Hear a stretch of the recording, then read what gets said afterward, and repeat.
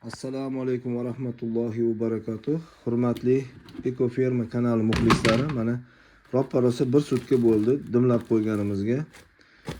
Arpani mana ertalab ham chayib qo'yib, yana dimlab qo'yganmiz. Mana e'tibor qilsanglar, hammasi nish urib qolgan. Endi buni yana solib, yaxshilab o'rab, mana bu suvga solamiz. Yaxshilab chayvoramiz. Ya'ni bundan maqsad chayishdan ham toza bo'ladi, ham arpa doimiy nam bo'lib turishi kerak. Qurib qolsa bo'lmaydi. Mana suvni yaxshilab silqitib tashlaymiz.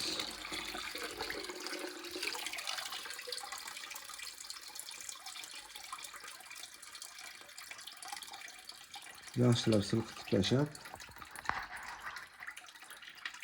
keyin yana o'rab qo'yib qo'yamiz boksiga. Mana hurmatli muxlislar, silqitib bo'ldik. Ozgina barib qoladi, hech narsa qilmaydi. Yana mana idishiga solib, ham qopqog'ini plotni yopib qo'yinglar. Mana bo'ldi, mana bitta boks tayyor. Endi ikkinchi boks solamiz. Xuddi shunaqa qilib tayyorlab qo'yamiz va shu bilan ertalab yana bir chayib, keyin ertaga kechki payt, mana shunaqa payt yana 1 sutka o'tganda uje latokka yoyishni boshlaymiz. Ancha o'sib qolgan bo'ladi inshaalloh.